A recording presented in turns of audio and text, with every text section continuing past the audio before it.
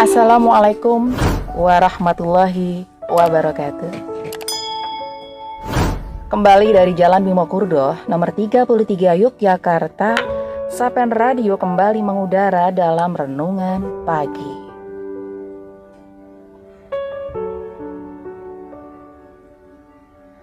Sahabat Sapen Radio yang dimuliakan oleh Allah, semoga pada pagi hari ini sahabat selalu dalam hati yang bahagia dan aktivitas dari pagi sampai hari ini nanti mendapatkan berkah dan rahmat serta ridho dari Allah Subhanahu wa Ta'ala. Sahabat, tema kali ini, jangan mencela siapapun dan apapun. Sahabat Sapen Radio, termasuk sebuah keburukan yang dilakukan oleh lidah itu adalah mencela. Bahkan Imam Al-Zahabi rahimahumullah itu memasukkan perbuatan suka mencela dalam daftar dosa-dosa besar. Kenapa begitu? Beliau pernah berkata, dosa besar ke-44 adalah orang yang banyak melaknat atau mencela. Dari Al-Kabair halaman 164. Sahabat, oleh karena itu sepantasnya seorang mukmin itu menjauhi sifat mencela ini. Sebagaimana wasiat Nabi Shallallahu Alaihi Wasallam dalam Abu Jurayyi Jabir bin Sulaiman radhiyallahu an mengatakan, janganlah engkau mencela seorang pun. Abu Jurayyi berkata, maka setelah itu aku tidak pernah mencela seorang yang merdeka, seorang budak, seorang unta, dan seorang kambing. Hadis riwayat Abu Dawud nomor 4084. Makna mencela dalam bahasa Arab itu disebut dengan sob atau sibab, yang artinya memutuskan orang yang dicela dari kebaikan atau menampakkan keburukan. Termaktub dalam Fathul Bari. Juga disebutkan dengan laknat, yang artinya secara bahasa adalah menjauhkan dari kebaikan. Sahabat Sapen Radio, seorang muslim dan mukmin itu memiliki kedudukan istimewa di hadapan Allah Azza wa Jalla. Maka janganlah seseorang itu suka mencelanya, karena hal itu merupakan perbuatan kefasikan. Nabi Muhammad Shallallahu Alaihi Wasallam telah mengingatkan hal ini dengan sabdanya dalam sebuah hadis yang artinya, dari Zubayd dia berkata, aku bertanya kepada Abu Wail tentang Murji'ah, satu kelompok yang berpendapat bahwa amal tidak termasuk iman, sehingga kemaksiatan tidak membahayakan iman. Maka dia berkata, Abdullah telah menceritakan kepadaku bahwa Nabi Shallallahu Alaihi Wasallam bersabda, mencela seorang muslim merupakan kefasikan dan memeranginya merupakan kekafiran. Hadis riwayat Al-Bukhari nomor 48. Jawaban Abu Wail dengan membawakan sabda Nabi Shallallahu Alaihi Wasallam sebagai bantahan kepada Murji'ah yang mereka tidak menjadikan celaan kepada seorang muslim sebagai kefasikan dan memeranginya sebagai kefakiran. Sahabat, bahkan melaknat seorang mukmin itu seperti membunuhnya.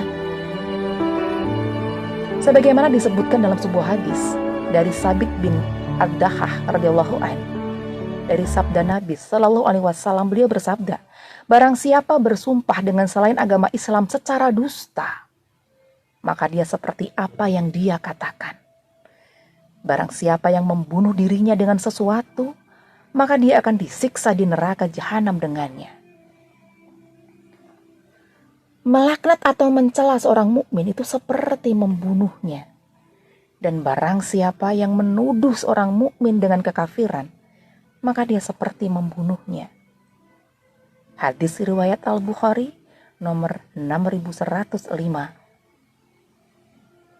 Sahabat, jangan mencela binatang pun.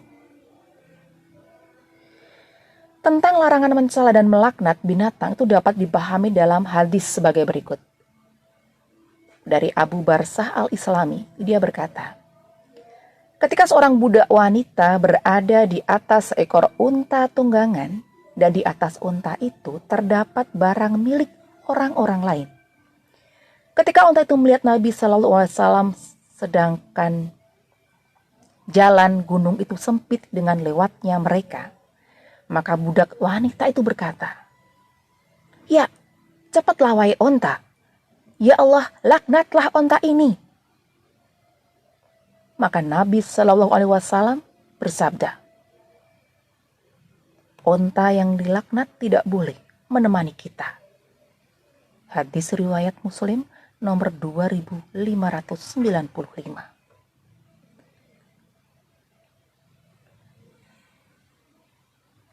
Bahkan secara khusus terdapat larangan Nabi Shallallahu Alaihi Wasallam dari mencela ayam jantan.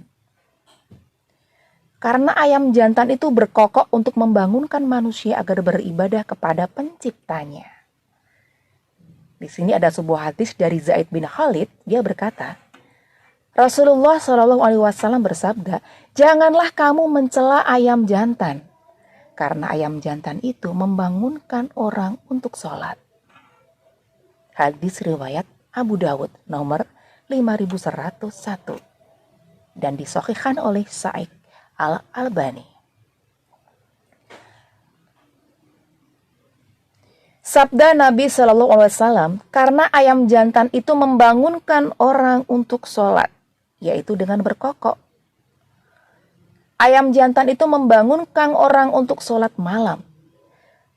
Sedangkan orang yang membantu melakukan ketaatan itu berhak untuk dipuji, bukan dicela. Dan telah menjadi sebuah kebiasaan bahwa ayam jantan itu berkokok beriringan ketika mendekati fajar. Jangan mencela angin. Demikian juga Nabi Muhammad SAW melarang mencela angin. Karena sesungguhnya angin itu berhembus dengan perintah penciptanya, bukan atas kemauannya sendiri. Maka mencela angin itu berarti mencela Allah Ta'ala. Bahkan jika seseorang itu melihat hembusan angin yang menakutkannya, hendaklah dia berdoa dengan doa yang dituntunkan oleh Nabi Shallallahu Alaihi Wasallam, sebagaimana hadis berikut ini. Dari Ubay bin Ka'ab, dari Nabi Shallallahu Alaihi Wasallam beliau bersabda, "Janganlah kamu mencela angin. Jika kamu melihat apa yang kamu tidak suka dari angin itu, maka katakanlah, wahai Allah, kami mohon kepadamu dari kebaikan angin ini, dan dari kebaikan yang ada pada angin ini, dan dari kebaikan yang angin ini dikirim. Dan kami berlindung kepadamu dari keburukan angin ini, dan dari keburukan yang ada pada angin ini, dan dari keburukan yang angin ini dikirim." Hadis riwayat Tirmidzi nomor 1599. Sahabat-sahabat radio, kemudian jangan mencela massa. Banyak hadis-hadis sahih yang melarang mencela massa. Di antaranya dari Hurairah radhiyallahu anhu, dari Nabi Shallallahu Alaihi Wasallam beliau bersabda, "Janganlah kamu mencela massa, karena Allah adalah massa." Hadis riwayat Muslim nomor 5 sampai 2246. Sahabat Sapen Radio, mencela masa dan menisbatkan kesialan kepada masa itu berarti menyakiti Allah Azza wa Jalla. Dari Abu Hurairah radhiyallahu anhu, dia berkata, Rasulullah Shallallahu alaihi wasallam bersabda, Allah Azza wa Jalla berfirman, anak Adam menyakitiku yaitu dia mencela masa, sedangkan aku adalah masa, yaitu segala urusan di tanganku.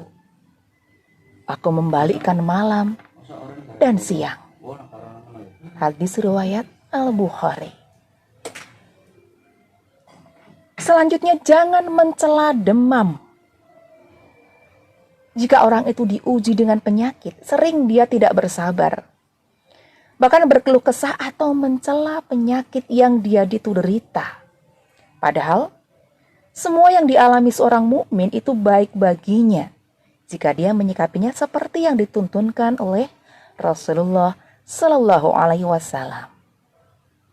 Contohnya adalah penyakit demam. Ini akan membersihkan seorang mukmin itu dari dosa-dosanya.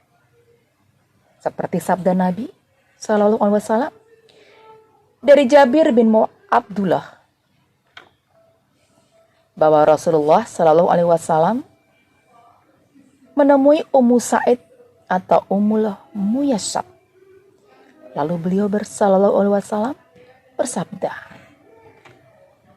kenapa engkau, wahai Ummu Sa'id? Atau wahai Ummul Muyayyab, engkau itu gemetar?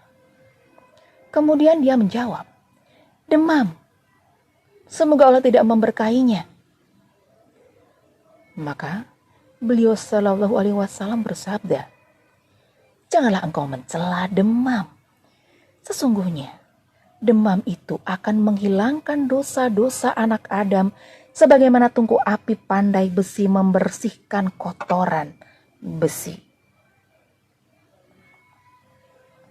Hadis riwayat Muslim nomor 2575. Sahabat, banyak laknat atau mencela bukan sifat seorang mukmin. Banyak melaknat itu bukanlah perangai seorang mukmin. Maka jika seseorang itu biasa mencela dan melaknat, dia harus menjauhkan dirinya dari sifat tersebut. Dia harus menjauhkan dirinya dari sifat yang sangat buruk. Diriwayatkan dari Abdullah bin Mas'ud radhiyallahu anhu, Rasulullah Shallallahu alaihi wasallam bersabda, seorang mukmin bukanlah orang yang banyak mencela, bukan orang yang banyak melaknat, dan bukan pula orang yang keji atau buruk akhlaknya, dan bukan orang yang jorok omongannya. Hadis riwayat Tirmidzi nomor 1977. Sahabat Sapen Radio, inilah ajaran Islam yang agung dan mulia. Maka hendaklah kita bersemangat mengamalkannya. Hanya kepada Allah Azza wa Jalla kita memohon pertolongan.